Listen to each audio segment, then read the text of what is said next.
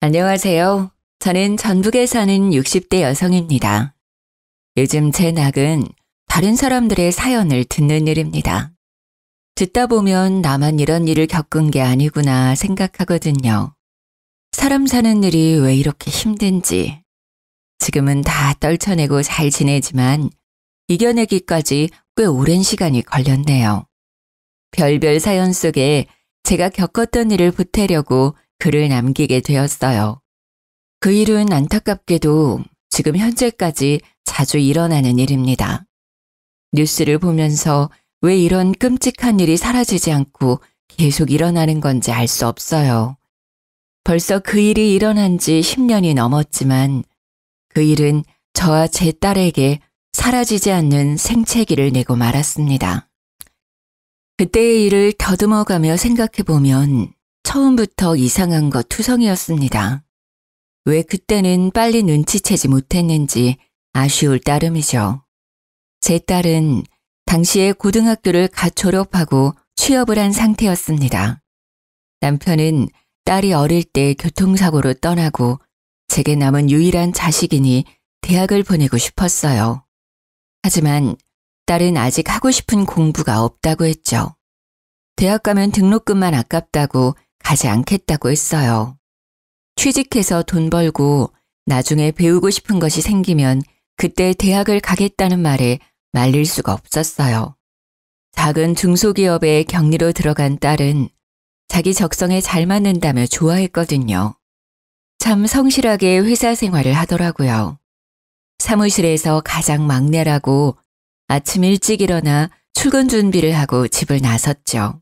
아침이라도 먹이고 싶은 마음에 저도 덩달아 일찍 일어나 밥상을 차려주면 괜히 엄마 힘들게 한다면서 괜찮다고 손사래를 치곤 했죠.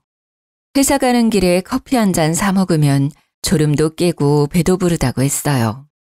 그런 딸이 얼마나 안쓰럽고 기특하던지. 남들보다 일찍 시작한 사회생활에 미안하기만 했죠.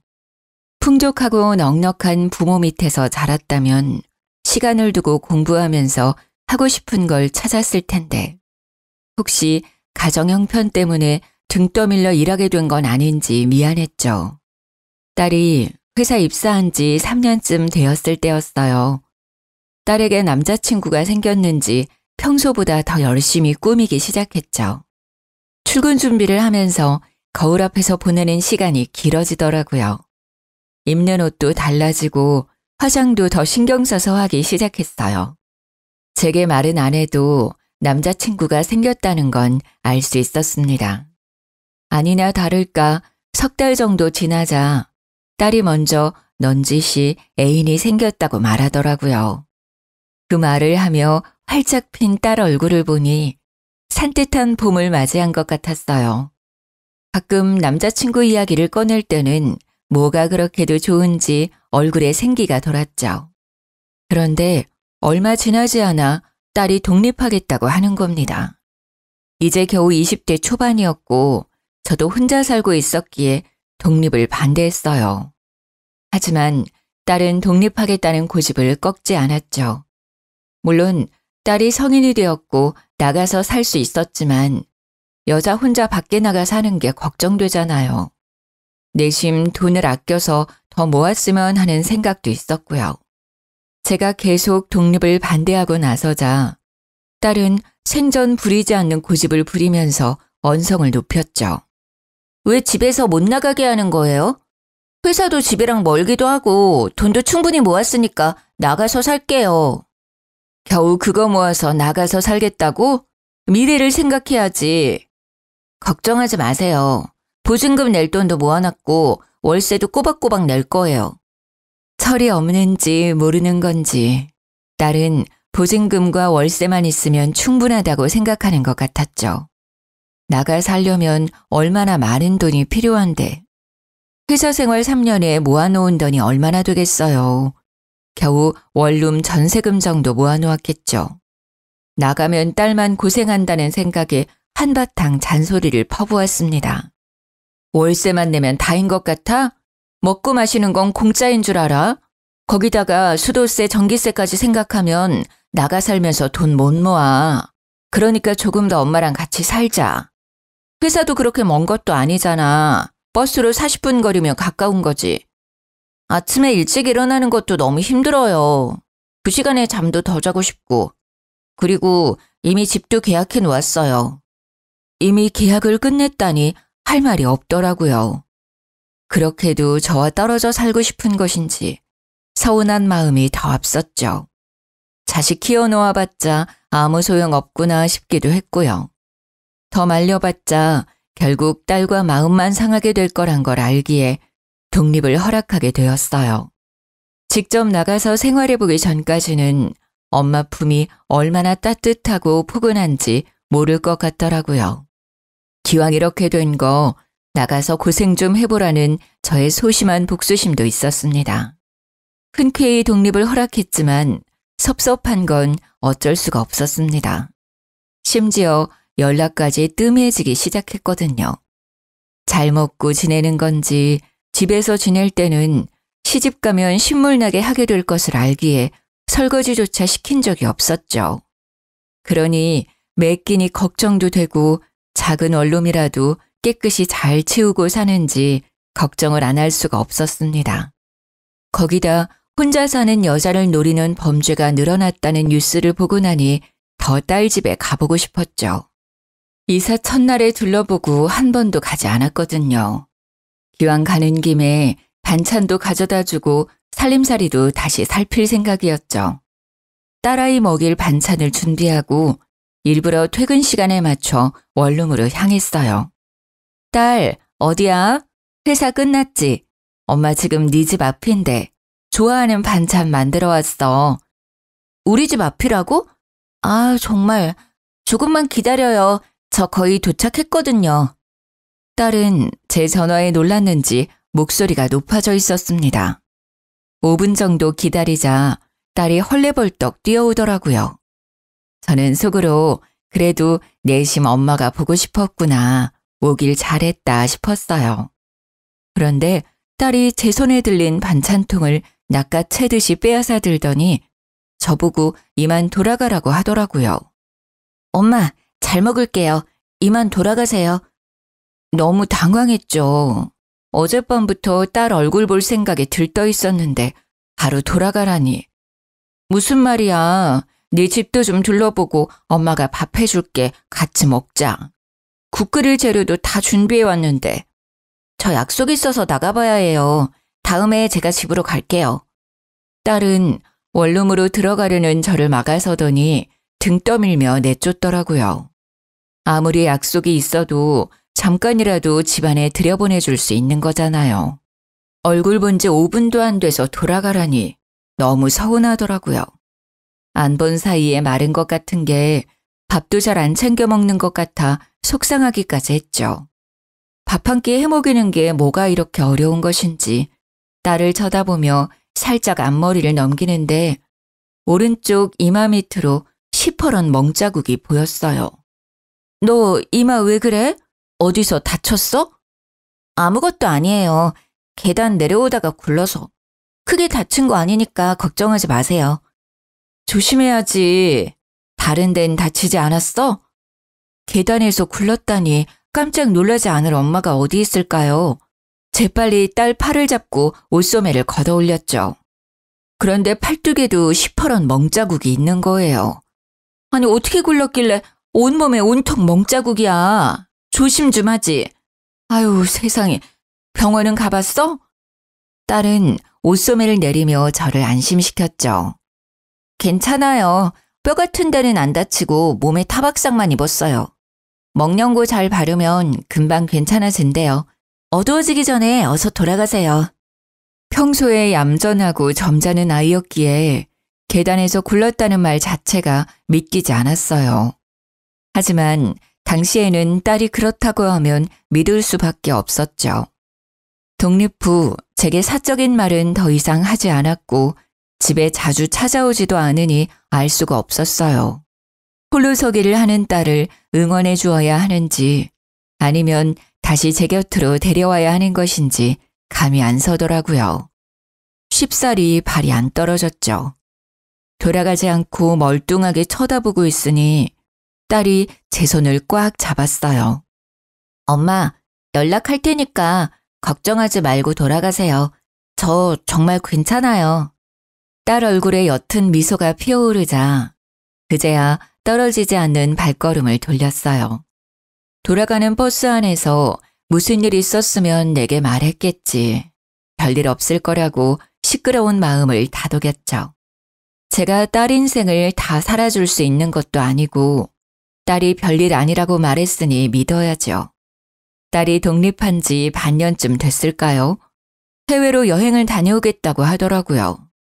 첫 해외여행이어서인지 목소리가 한껏 부풀어 올라 있었죠. 엄마, 저 며칠 동안 연락 없을 거예요.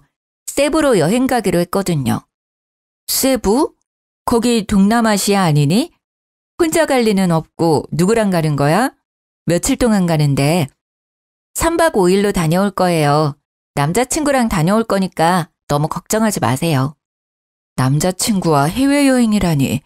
다 큰 딸을 안 보낼 수도 없고 왠지 마음이 찝찝했지만 어쩔 수 없이 허락했어요.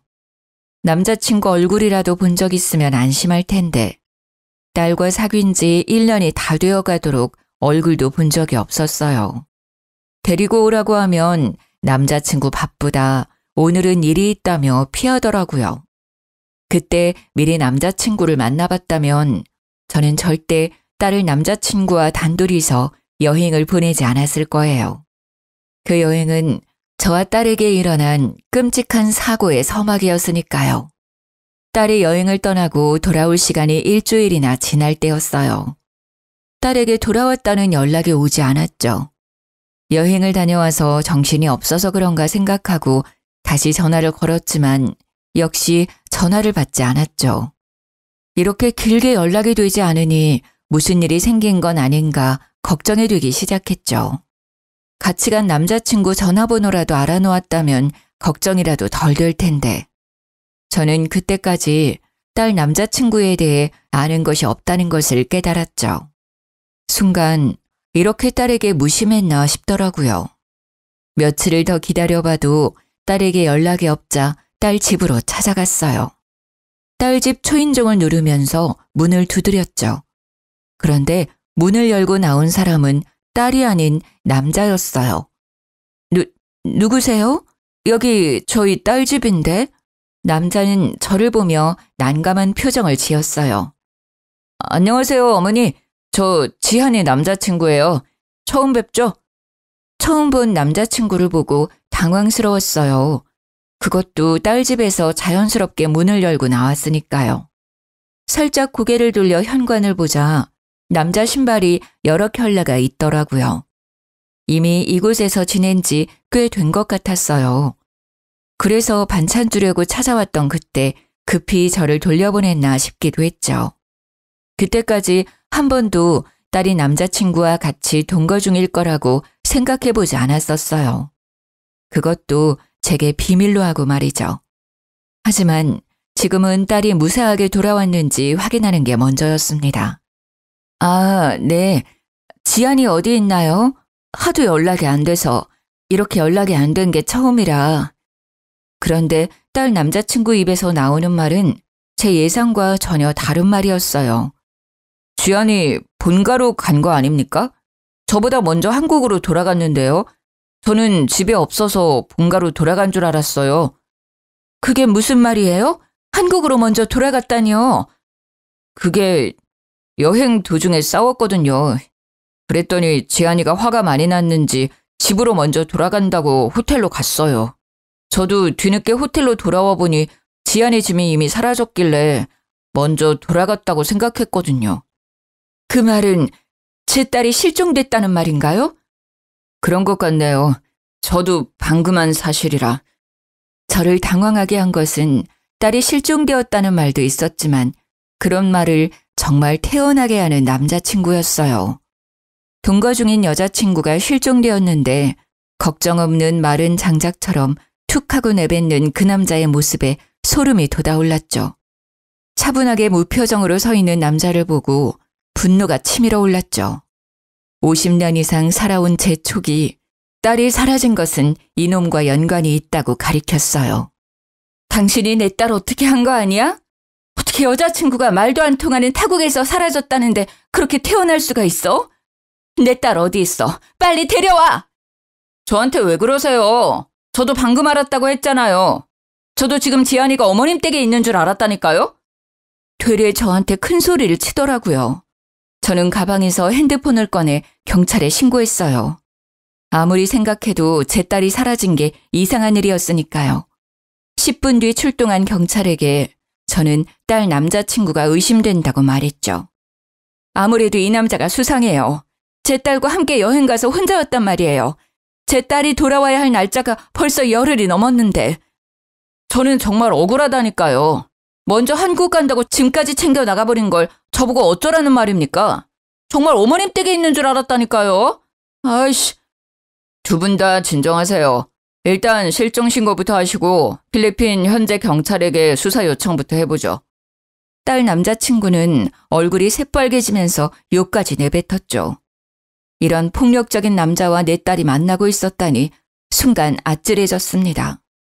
심증은 있지만 증거가 없으니 마냥 우길 수도 없고 경찰이 하루빨리 제 딸을 찾아주길 바랄 뿐이었죠. 집으로 돌아와 딸을 찾았다는 연락만 기다렸습니다. 그때까지는 딸을 쉽게 찾을 수 있을 거라고 생각하고 있었죠. 하루하루 시간은 가는데 경찰서에는 연락이 없었어요. 딸이 실종된 지 한 달쯤 되어가자 참다 못한 제가 먼저 전화를 걸었습니다. 저기 실종 신고한 최지안 엄마인데요. 수사가 어떻게 진행되고 있는지 알고 싶어서 연락드렸어요. 아, 네. 필리핀에서 실종됐다고 하셨죠? 어머니, 죄송합니다. 최근 필리핀은 외국인 대상으로 범죄율이 너무 높은 나라라서요. 거기다 밤에 짐까지 들고 나갔다고 하면 못 찾는 경우가 허다해서 말이죠. 찾는데 시간이 걸릴 것 같네요. 경찰 말은 딸을 찾지 못한다는 말이나 마찬가지였죠. 저도 필리핀에서 최근 한국인 대상으로 범죄가 심각하다는 뉴스를 받기에 속만 태울 수밖에 없었습니다. 하지만 어떻게 어미가 되어서 자식이 타지에서 죽었는지 살았는지 모르는 상태로 가만히 있을 수가 있겠습니까? 딸 혼자 사라진 게 아닐 거예요. 그 남자친구가 수상하다니까요. 여자친구가 사라졌는데 너무 태어난 게 말도 안 되잖아요. 한 번만, 제발 한 번만 조사 좀 해주세요. 그래서 저희도 조사했죠. 하지만 증거가 없어요. 따님이 묵었던 호텔 CCTV가 고장나는 바람에 아무것도 찍히지 않았어요. 아시겠지만 필리핀이 워낙 치안도 안 좋고 우리나라처럼 방범용 CCTV가 설치된 곳이 드물어요. 지금으로는 방법이 없어요. 경찰 말을 듣고 망연자실했죠. 믿고 있었던 경찰이 찾지 못하면 누가 찾을 수 있을까요? 더 이상 경찰만 믿고 있을 수 없었죠. 제가 직접 딸을 찾으러 가야겠다고 생각했고 다니던 직장에 휴가 신청을 냈어요. 일주일씩이나 자리를 비운다는 게 당시로서는 쉽지 않았지만 회사에서도 딱한 제 사정을 이해해 주셨죠. 무작정 딸이 사라진 세부 지도와 딸을 찾는 몇 마디 말만 배워 딸이 사라진 세부로 떠나게 되었어요. 말도 안 통하는 곳에서 딸을 찾기란 쉽지가 않더군요. 뜨거운 햇볕에 살은 녹을 것 같고 워낙 유명한 관광지라 사람 찾는 게 모래사장에서 바늘 찾기보다 힘들었어요. 무작정 종이에 영어로 겨우 딸이 실종되었다는 내용을 적어 딸 사진과 함께 지나가는 사람들을 붙잡고 보여주었죠. 하지만 사람들은 제게 손살에 치며 고개를 좌우로 흔들었죠. 다들 모른다는 말만 하고 지나쳤습니다. 어디서부터 찾아야 하는 건지 답답하기만 했죠. 직접 와보니 경찰들이 왜 찾지 못하겠다고 하는지도 어느 정도 이해가 갈 것 같았어요. 하루에도 수천 명의 사람이 돌아다니고 관광객이 넘쳐나는 곳에서 딸을 찾기 쉽지 않다는 걸 깨닫게 되었죠. 아껴 쓴다고 아꼈지만 며칠 만에 환전해서 가져온 돈을 다 써버렸어요. 저는 아무 수확 없이 받은 휴가를 다 쓰고 한국으로 돌아와야 했습니다. 그 황망함은 말로 할 수가 없더라고요. 내가 조금만 더 영어를 할 수 있다면 잘 설명해서 우리 지한이를 찾을 수 있지 않았을까? 죄책감마저 들었어요. 하지만 이대로 포기할 수 없었죠. 딸을 찾겠다는 일념으로 다시 한국으로 돌아와 영어 공부를 하기 시작했습니다. 회사 일을 마치면 학원에 가서 영어를 배웠죠. 먹고 쓰는 것도 아끼고 또 아꼈어요. 다시 세부로 가기 위해서는 돈이 필요했으니까요. 매년 휴가철에는 피서객들에 섞여 세부로 향했습니다. 공부한 보람이 있는지 사람들이 하는 말을 조금씩 알아들을 수가 있었죠. 하지만 제 딸은 어디로 사라졌는지 행방을 알 수가 없었어요. 다시 빈손으로 한국으로 돌아왔을 때는 정말 절망스럽더라고요. 그래도 딸을 찾는 걸 포기할 수는 없었습니다. 딸은 제 인생을 포기할 만큼 제 전부였죠. 제가 못 먹고 못 입어도 딸에게만큼은 잘해주고 싶었어요. 가정 형편이 좋지 못해서 더 챙겨주지 못했던 것이 더 마음이 아팠죠. 딸은 세부 어딘가에서 분명 저를 기다리고 있다는 생각에 괴로웠어요. 딸이 사라진 지 5년 정도 시간이 흐르자 가슴속에서 불덩이가 자란 듯이 가슴이 답답해오고 속이 뜨거워지기 시작했죠. 그럴 때마다 목욕탕에 가서 뜨거운 기운이 가실 때까지 찬물에 들어갔다가 나오기를 반복했어요. 그렇게 가슴에 뜨거운 불덩이가 식기를 바랐죠. 일주일에도 몇 번씩 가슴속 불덩이를 식히기 위해 목욕탕을 찾게 되었어요. 그날도 찬물에 들어갔다가 나와 몸 구석구석 씻고 있는데 가슴 쪽에 몽우리가 잡히더라고요. 폐경기 여자들에게 유방암이 흔하다는 말을 들어서인지 걱정이 되었죠. 바로 다음 날 병원으로 찾아가서 정밀 검사를 받게 되었어요. 혹시나 하는 예상은 틀리지 않더라고요. 유방암이시네요. 가슴 아래쪽에 1cm가량의 종양이 발견되었어요. 아직 크기도 작고 림프절의 전이도 안 된 상태네요. 암이라니. 아직 딸을 못 찾았다는 생각에 눈앞이 캄캄해지더군요. 그럼 얼마나 살 수 있는 건가요? 너무 걱정하지 마세요. 유방암 초기니까 항암 치료만으로도 충분히 제거할 수 있어요. 의사의 다정한 위로에도 아무것도 들리지 않았어요. 저는 조용히 일어나 진료실을 나왔습니다. 항암 치료만 받으면 살 수 있다니. 하지만 딸도 없는 세상에 혼자 살아서 뭐 하겠어요. 그때는 모든 희망을 잃어버린 것 같았죠. 캄캄한 방 안에서 누워있는데 무엇을 해야 하는지 모르겠더라고요. 눈물만 흐르고 세상 모든 게 원망스러웠죠. 손끝 하나에도 힘이 들어가지 않았어요.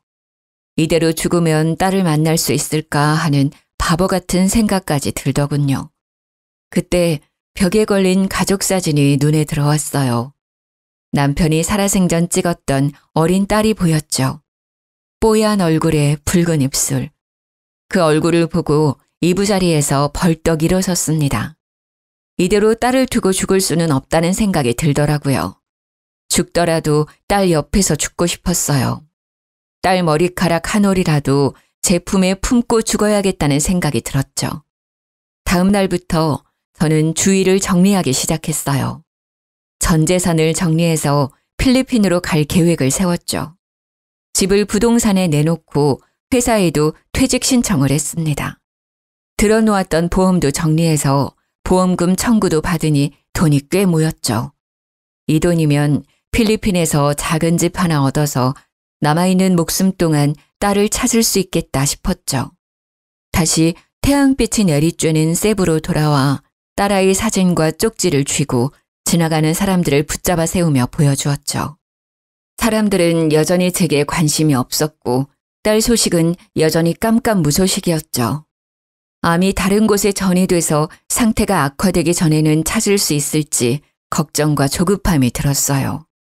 한 달을 세부 거리를 찾아다닐 때 문득 딸이 세부가 아닌 다른 곳에 있는 건 아닐까라는 생각이 들더라고요. 다음 날 세부 옆에 있는 네그로스 섬으로 가게 되었어요. 필리핀으로 딸을 찾으러 온 지 5년이 넘어서 처음으로 다른 섬으로 딸을 찾으러 가게 된 거죠.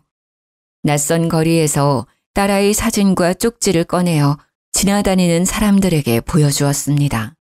딱히 그곳으로 간다고 사람들이 제 사연에 관심을 주는 건 아니었어요.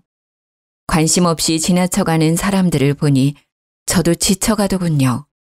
날씨는 왜 그렇게 후덥지근하던지 뜨거운 햇볕에 잠시 길가의 나무 아래로 피해 들어갔죠. 가방에서 생수병을 꺼내어 목을 축이고 있을 때였어요.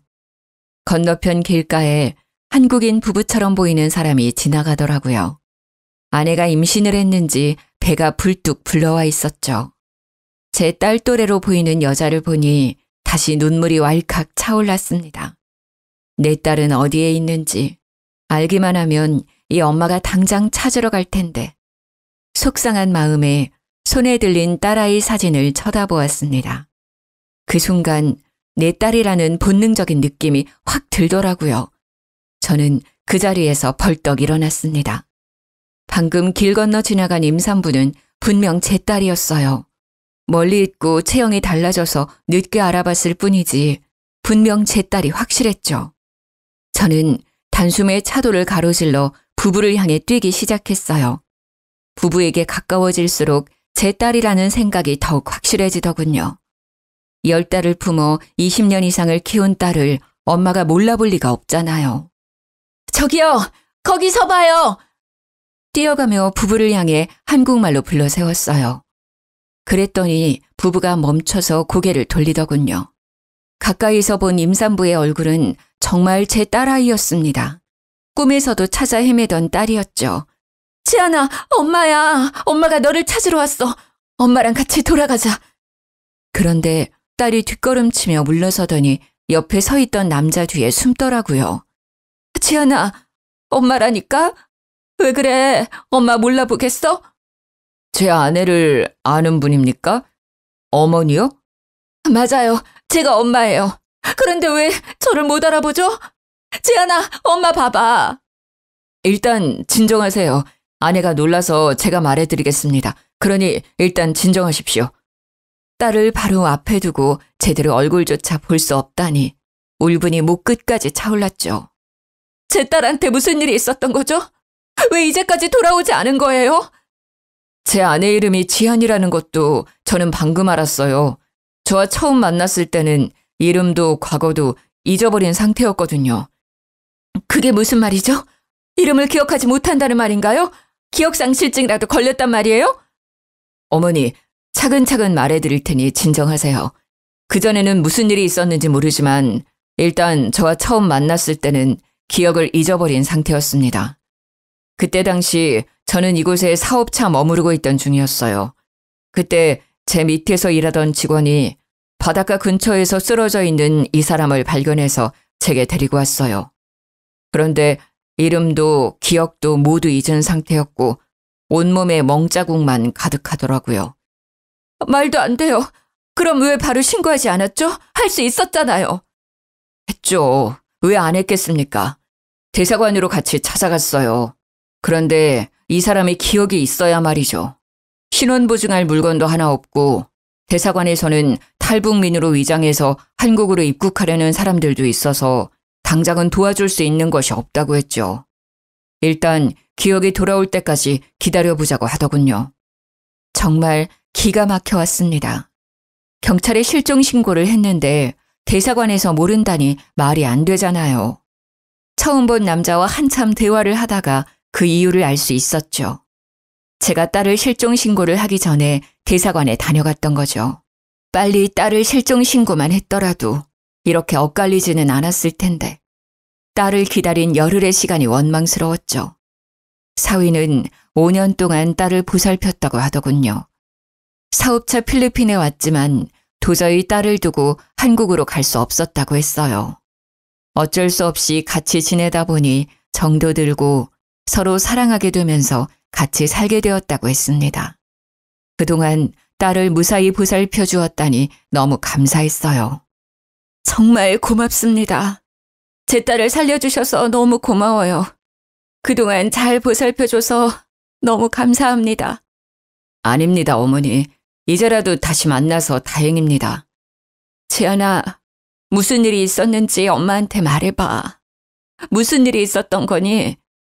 제 딸에게 무슨 일이 생겼던 걸까요? 무슨 일이 있었길래 낯선 타국에서 기억까지 잊어버리고 5년 동안 있어야 했던 걸까요? 딸에게 물어보고 싶은 말이 한가득하였지만 딸은 제 얼굴도 제대로 쳐다보지 못했죠. 저를 쳐다보는 딸아이 얼굴은 두려움이 가득했어요. 그동안 필리핀에서 딸을 그렇게 찾았어도 못 찾은 이유가 있더라고요. 딸은 불안증 때문에 거의 집 밖으로 나간 적이 없다고 합니다. 최근에는 아이를 임신해서 병원 정도만 다닌다고 해요. 벌써 임신 7개월에 들어섰다고 했죠. 어머님, 일단 이 사람한테 시간이 필요할 거예요. 지금도 작은 소리만 나도 무서워해요. 우리 집으로 같이 가시죠. 저는 남자와 함께 집으로 향했어요.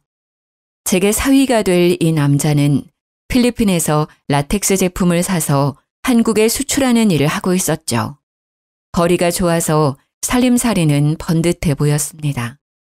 그럼 이제 어머님이 아내 신원보장을 할 수 있으니 여권을 재발급해야겠군요. 네, 일단 딸아이를 한국으로 데려가고 싶은데 괜찮을까요?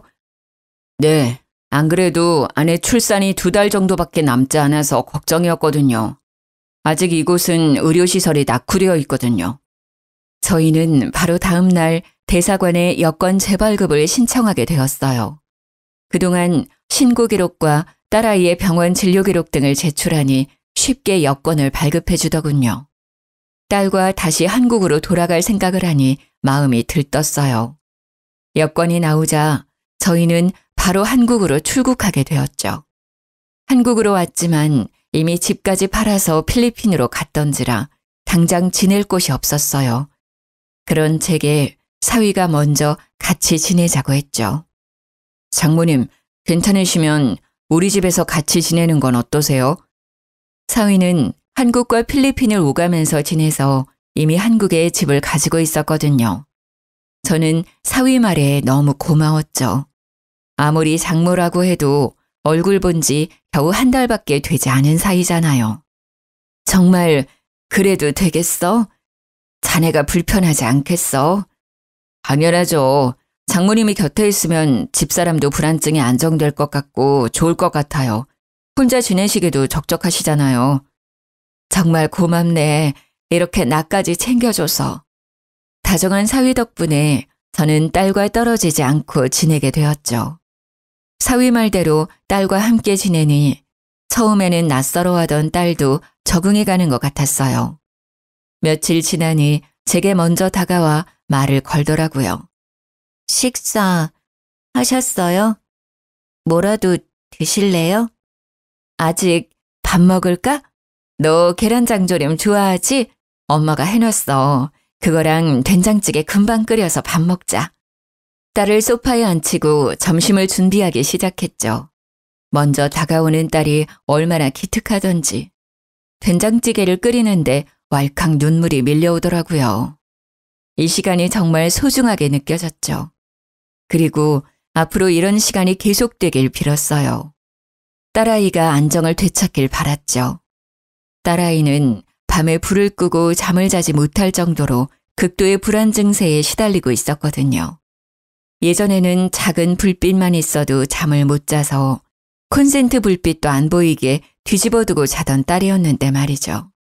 겉모습만 같을 뿐 꼭 다른 사람 같았어요. 살가웠던 기억은 다 잊어버리고 저를 경계하며 멀찍이 떨어져 앉아있는 경우가 많았거든요. 그런 딸이 먼저 말을 걸어주니 너무 감격스러웠습니다.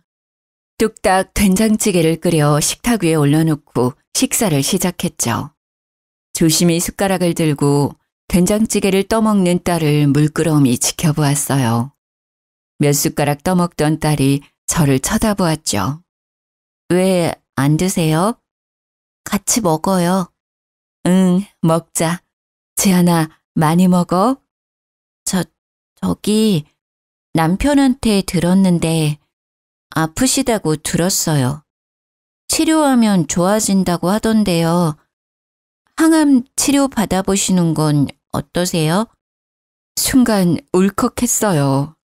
지금까지 제가 아프다는 것도 잊고 있었거든요.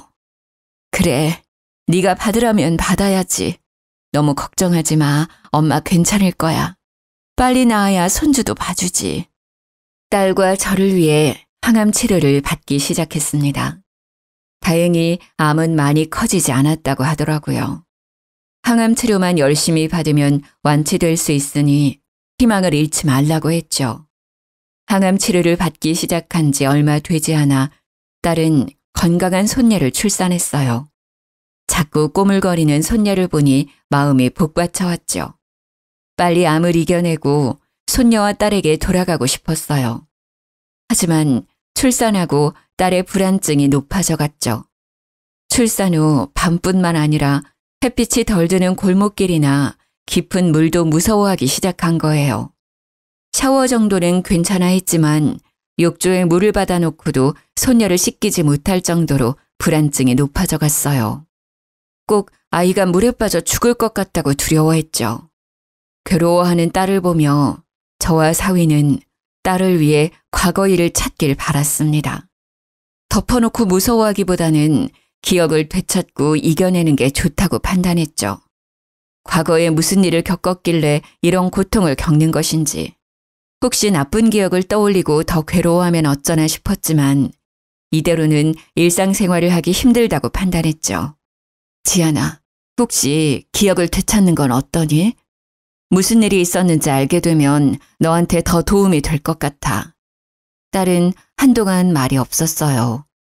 기억을 되찾는 게 두려운지 두 손을 꼭 쥐어들었죠. 네, 받아볼게요. 엄마가 불안해하면 아이도 불안해한대요. 제 딸한테는 이런 불안증을 물려주고 싶지 않아요. 역시 딸도 엄마였어요. 자신보다 딸을 위해 아픈 기억을 되찾겠다고 했죠. 그래, 정말 잘 생각했어. 기특하다 우리 딸. 딸아이 기억을 되찾기 위해 심리치료와 최면치료를 병행하게 되었죠. 최면치료가 시작되고 저와 사위는 딸에게 일어났었던 끔찍한 일을 알게 되었어요. 최면치료실에 들어간 딸을 지켜보며 곁에 앉아 있었어요. 치료사는 딸에게 최면을 걸며 과거 일을 되짚어가기 시작했습니다. 점점 과거에서 현재로 오면서 문제의 그날이 되었어요. 딸은 최면 속에서 그날의 기억을 더듬으며 말하기 시작했죠. 필리핀 세부 해변에서 일몰을 보며 산책을 하고 있었다고 합니다. 그런데 더운 날씨 때문인지 그날따라 남자친구 기분이 안 좋았다고 해요. 해는 뉘엿뉘엿 저물어가고 완연한 어두움이 찾아왔지만 남자친구의 짜증은 풀리지 않았다네요. 아이씨, 더워 죽겠네. 바람이라도 불지 왜 안 부는 거야. 한국보다는 불쾌지수가 낮다고 했는데 그렇게 더워? 그럼 내가 덥지도 않은데 덥다고 했다는 거야? 딸은 최면 상태인데도 손을 들어 올려 보였어요. 그리고 손을 들어 빌기 시작했죠. 미안해. 제발 때리지 마. 내가 정말 잘못했어. 딸이 잘못했다고 비는데도 남자친구의 기분은 풀릴 기색이 없었다고 합니다. 발목까지 오는 바닷물에 걷고 있던 딸은 남자친구가 손을 들어 올리며 다가오자 뒷걸음치다가 허벅지 정도 오는 바다에서 넘어졌다고 합니다. 아이씨, 안 그래도 짜증나 죽겠는데 너까지 왜 그래? 빨리 안 일어나? 왜, 여기서 수영이라도 하게? 딸이 겨우 젖은 몸을 일으키며 자리에서 일어났다고 해요. 옷이 물에 젖어 비틀거리는 딸을 보고 남자친구가 다가오더니 발로 차서 다시 물속으로 밀어넣었다고 합니다. 뭘 그렇게 꾸물거려. 수영하고 싶으면 계속 하든가. 다시 물에 빠진 딸이 허우적거리며 일어서려고 할 때 파도가 밀려오면서 붕 떠있는 딸이 오히려 깊은 수심으로 들어가 버렸고 순간 발에 땅에 닿지 않자 당황했대요. 양팔을 허우적거리며 해변에 있는 남자친구를 보고 소리를 질렀다고 합니다. 살려줘! 발이 땅에 안 닿아! 장난치지 말고 빨리 나와! 짜증나니까! 주위를 둘러봐도 한적한 해변이라 남자친구 말고는 다른 사람은 보이지 않았다고 해요. 순식간에 파도에 휩쓸려 먼 바다까지 떠내려가 버렸답니다.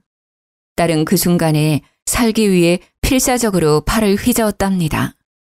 무서워요. 살려주세요. 너무 어둡고 아무것도 보이지 않아요.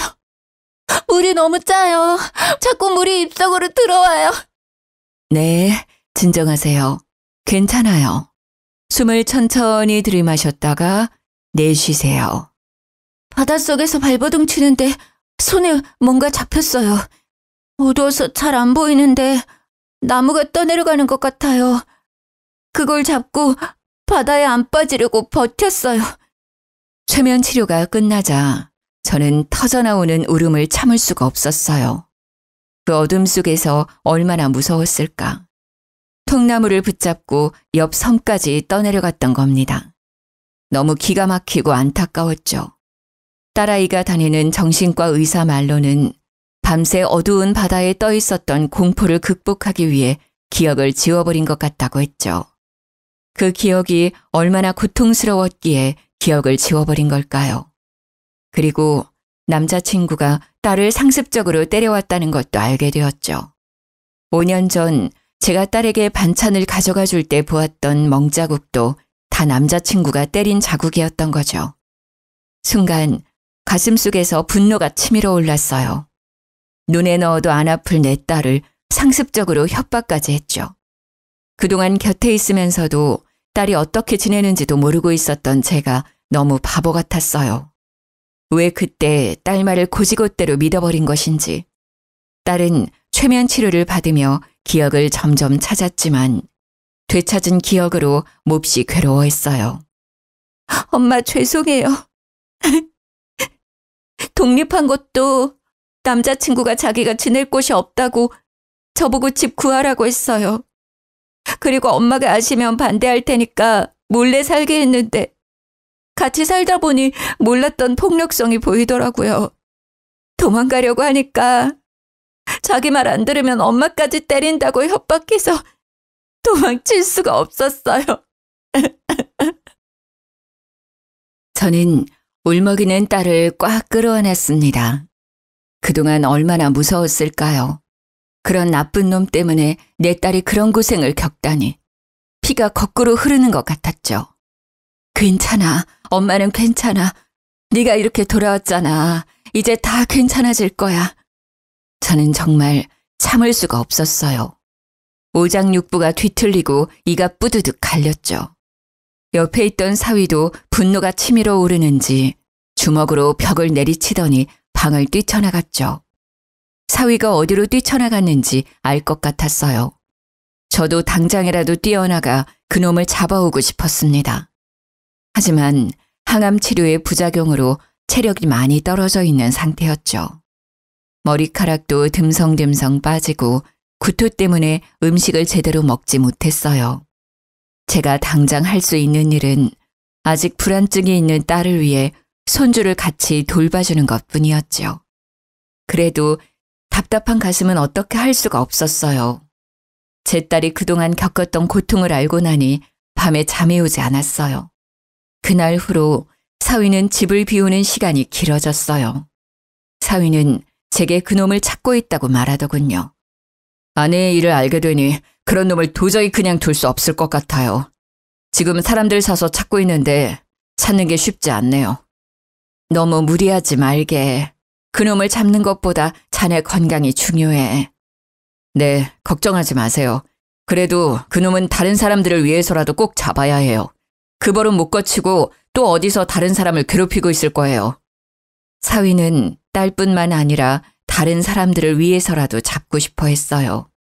손녀가 돌이 막 지난 후였어요. 사위의 끈질긴 노력 끝에 그놈을 잡았다는 전화를 받았습니다. 장모님, 잡았어요. 혹시 지금 경찰서 오실 수 있으세요? 전화를 받고 한 걸음에 경찰서로 달려갔습니다. 경찰서 안으로 들어서니 죽여도 시원찮은 놈이 의자에 삐딱하게 앉아 있었죠. 경찰서로 들어오는 저를 알아봤는지 입가에 미소까지 띠더라고요. 정말 그때는 온몸에 소름이 돋아오를 정도로 놀랐어요. 저를 기억할 거로 생각하지 못했거든요. 경찰 조사를 받는 내내 성실함이라고는 없었죠. 툭툭 내뱉는 말투로 질문에 대답하더라고요. 제 딸을 그렇게 망가뜨려 놓고 버릇을 버리지 못했는지 2년 전에 데이트 폭력으로 고소가 된 적이 있었다네요. 상대방 여자가 합의해서 원만하게 끝났다고 했죠. 그런 전과가 있음에도 경찰은 제 딸이 당한 일과 그놈은 상관없다고 결론을 내렸어요. 지금 조사를 해봤는데 이미 사건이 오래되어서 증거도 없고 증인 기억이 정확하지 않네요. 최면 치료 중에 나온 기억이잖아요. 증거로 보기에는 어려워요. 결국 저놈을 풀어줘야 한다는 겁니까? 저희도 지금으로서는 어쩔 수가 없습니다. 확실한 증거가 없는 상태라서 증거 불충분으로 풀어줘야 합니다. 말도 안 돼요. 피해자가 있는데. 전에도 이런 짓을 했다면서요. 그런데 이렇게 풀어주다뇨. 하지만 경찰은 어쩔 수 없다는 말만 반복했죠. 그놈은 저희를 보면서 어깨를 들썩이더니 경찰서 밖으로 나가더군요. 분노가 치밀어 올라 이대로 그놈을 보낼 수가 없었어요. 바로 그놈을 따라가며 옷자락을 붙잡았죠. 가긴 어딜 가? 거기 안 서? 내가 찾아갔을 때 말했어야지. 나한테 거짓말하고 그동안 뻔뻔하게 살아? 이런 짐승만도 못한 놈아. 그럼 내가 바다에 빠뜨렸다고 말이라도 하길 바랐어? 증거가 없다잖아. 이미 5년이나 지난 일로 왜 그래? 살아 돌아왔으면 감사하게 생각하면서 살라고. 이 미친 노인네야. 못 가. 다시 경찰서로 들어가. 이렇게는 못 보내. 내 딸을 그렇게 만들어 놓고 어딜 가? 저는 그놈에게 달려들어 멱살을 붙잡고 경찰서로 잡아 끌었습니다. 그놈은 멱살을 잡은 제 손을 잡아 비틀고 뒤로 밀어버리더군요. 저는 비틀거리면서 바닥에 주저앉고 말았습니다. 그 모습을 본 사위가 놈의 얼굴을 주먹으로 내리쳤죠. 이 새끼가 지금 누구를 미는 거야? 너는 뭐야? 노인네랑 무슨 사위라도 되냐? 그래, 사위다 왜? 너 때문에 내 아내가 얼마나 괴로워 있는지 알아? 둘이 뒤엉켜 싸우기 시작하자 경찰들이 밖으로 나오면서 두 사람을 붙잡고 떨어뜨려 놨습니다. 지금 경찰서 앞에서 뭐 하시는 겁니까? 그만두세요. 저 자식이 제 장모님을 밀었다고요. 내가 그냥 밀었어? 노인네가 먼저 시비를 걸었잖아. 들어가서 조서 쓰고 돌아가세요. 아무리 악감정이 쌓였다고 해도 서로 폭력 행사하는 것은 안 됩니다. 두 사람은 다시 경찰서로 들어가 조서를 쓰고 돌아갔죠. 사위는 돌아가는 내내 화가 풀리지 않는지 두 손을 부들부들 떨었어요. 죄송합니다, 장모님. 분명 잡아서 처벌을 받게 하려고 했는데 이렇게 될지 몰랐어요. 아니야, 왜 그런 말을 해? 자네는 최선을 다했어. 우리 손으로 잡아넣지는 못했지만 그래도 해볼 수 있는 건 다 해봤잖아. 집으로 돌아온 저희는 다시 일상을 되찾아갔습니다. 딸은 아직 불안증이 높지만 꾸준히 약과 상담을 받으며 회복해가고 있었고 손녀는 하루가 다르게 건강하게 커가고 있었죠. 모든 것은 평화로워 보였지만 뭔가 끝나지 않은 것 같은 찝찝한 기분은 사라지지 않더라고요. 그놈이 어디서 또 어떤 여자들을 괴롭히고 때리고 있을 생각을 하니 뭔가 끝내지 않은 숙제를 남겨놓은 느낌이 들었거든요. 그렇게 한 반년 정도 지나 저는 정기검진을 위해 병원에 다녀오게 되었어요. 병원에서는 전이도 없고 치료도 잘 되고 있다고 하더군요. 이제 지겨운 암도 끝이구나 생각하며 병원 로비를 걸어가고 있을 때였죠. 제 눈앞에 그놈이 걸어오더라고요. 선글라스를 끼고 손에는 지팡이를 집은 채 옆에는 사회복지사로 보이는 중년 여자의 부축까지 받으면서 제 옆을 지나쳐가더라고요. 온몸에 털이 바짝 올랐어요. 아무리 후안무치라고 해도 바로 옆에 서 있는 피해자를 몰라본다니 믿을 수가 없었죠. 전에 경찰서에서도 저를 바로 알아봤으니까요. 손발이 덜덜 떨리더니 심장이 팔딱이더라고요. 가쁜 숨을 내쉬며 뒤를 따라갔죠. 두 사람이 멈춘 곳은 안과였어요. 그놈이 간호사와 함께 진료실로 들어가자 부축하던 중년 여자에게 다가갔습니다. 저기 방금 들어간 남자 지인인데요. 혹시 무슨 일로 병원에 온 건가요?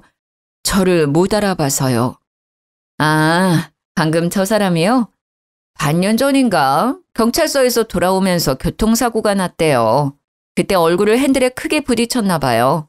얼마나 세게 부딪혔는지 시신경이 다치는 바람에 양쪽 눈이 실명되었거든요. 아유, 아직 앞날이 창창한 청년이 어쩌다 다쳤는지 가여워 죽겠어요. 안전벨트만 했어도 그렇게 크게 부딪히지 않았을 거라는데. 에휴. 그 말을 듣고 뒤돌아서는데 올라가는 입꼬리가 내려오지 않았어요. 가장 먼저 드는 생각은 남겨진 숙제 같던 일이 더는 일어나지 않겠다는 거였죠. 눈에 보이는 게 없으니 누구를 괴롭힐 수 있겠어요. 천벌을 받았다는 생각이 들었습니다. 그 후에 제 마음은 개운해졌지만 아직도 뉴스에 심심치 않게 데이트 폭력 문제가 나오면 마음이 너무 안 좋았어요. 바로 제 딸이 데이트 폭력 피해자였으니까요. 남일같이 느껴지지 않았죠. 왜 이런 일들은 사라지지 않고 반복되는 것인지 다시는 이런 안타까운 희생이 없었으면 좋겠어요. 피해자에게 몸에 생긴 상처보다 마음에 남겨지는 상처가 더 깊더라고요. 제 딸도 기억을 지워버릴 정도로 충격을 받았으니까요. 딸은 지금은 겉으로는 완전히 그때의 일을 벗어난 것 같지만 가끔 그런 비슷한 뉴스를 보면 자리에서 일어나 피해버리고는 해요. 아직 완전히 잊히지 않은 거겠죠. 그리고 손녀에게만은 그런 일이 없었으면 좋겠다고 넌지시 제게 말했죠. 아마도 예전처럼 기억을 지워버리지 않는 한 그 기억은 평생 제 딸을 괴롭히겠죠.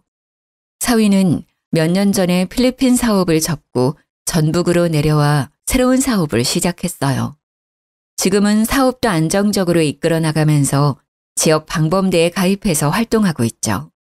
딸이 데이트 폭력으로 심한 마음의 상처를 받았어도 이렇게 든든하고 올바른 사위를 만나서 이겨낼 수 있었다고 생각해요.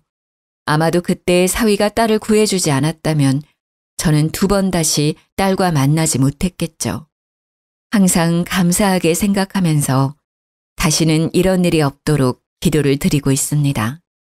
아무튼 모두에게 평안만이 가득하길 바라면서 글을 줄이겠습니다. 들어주신 여러분 감사합니다.